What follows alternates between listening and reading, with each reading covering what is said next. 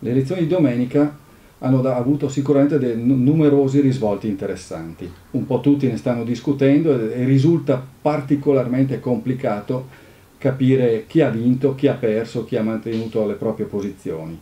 Questo credo anche a causa proprio dello specifico tipo di elezione, quella regionale. In particolare si possono notare alcuni temi rilevanti.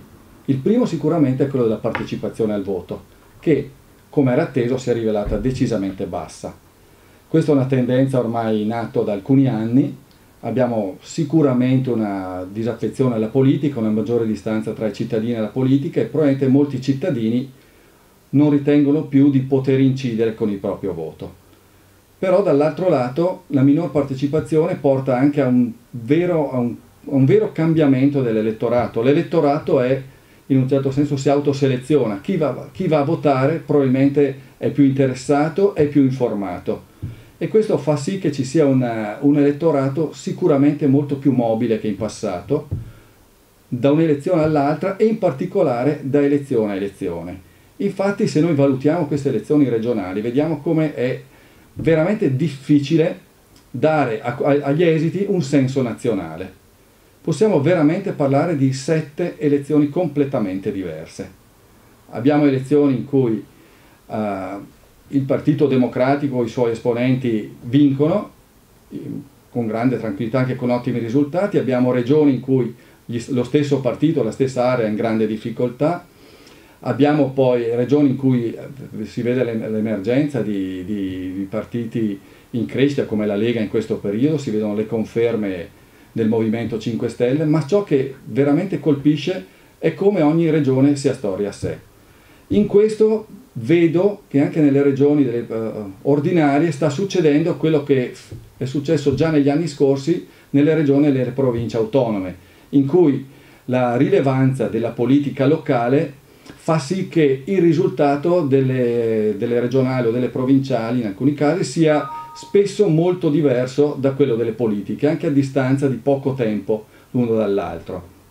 E in questo caso mi stupisce poco che ci siano grandi oscillazioni rispetto alle politiche o alle europee dell'anno scorso.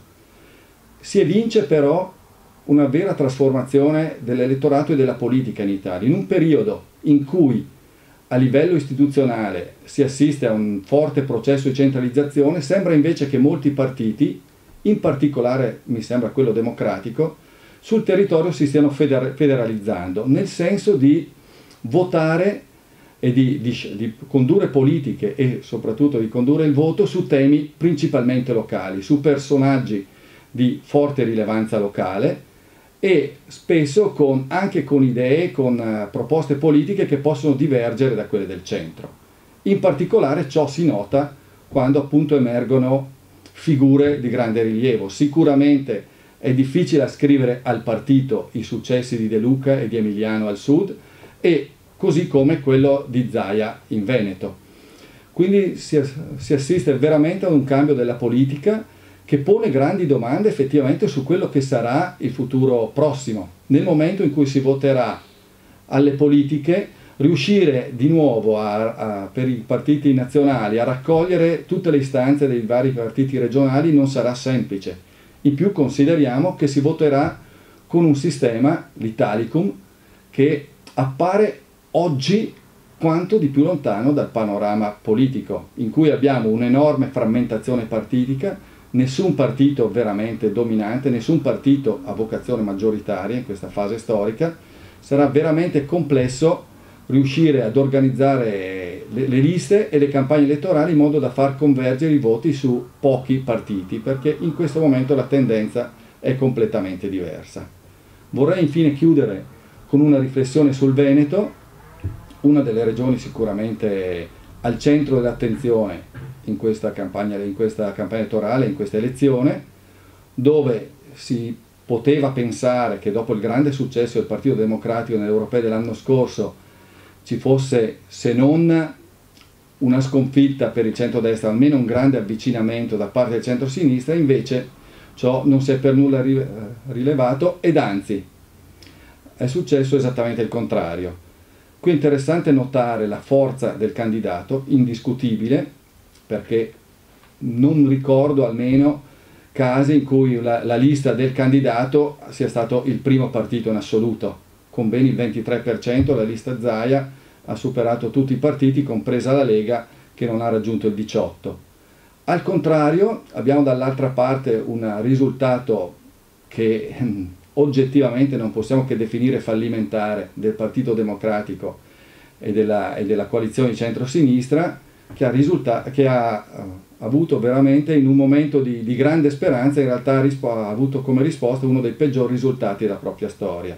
Sicuramente il Partito Democratico dovrà ragionare molto su come avvicinarsi ai veneti, sulla selezione dei candidati, sulle proposte politiche da fare in regioni difficili come questa, e sicuramente questa era un'occasione importante e possiamo dire che è stata sprecata. Un'altra nota rilevante in questa regione è la novità rappresentata da Tosi, con il tentativo di creare una lista di una lista di centrodestra alternativo, e possiamo dire che sicuramente non è stato un successo, difficile definire un insuccesso, però appare in realtà come un risultato in linea con altre esperienze centriste. Effettivamente la coalizione di Tosi ha raggiunto circa l'11%, quanto aveva fatto la coalizione centrista guidata da Scelta Civica 2 anni fa alle politiche. Quindi è un esperimento sicuramente interessante, però sembra dimostrare la difficoltà di espansione di quell'area, di questo centrodestra cosiddetto moderato, che risulta, almeno in Italia, storicamente schiacciato da un centrodestra più aggressivo, qual era in passato quello di Berlusconi e ora quello rappresentato da Salvini. Infine, vale per il Veneto, vale per tutta Italia, sottolineare come il Movimento 5 Stelle non abbia avuto un risultato eclatante, ma come ormai si stia consolidando.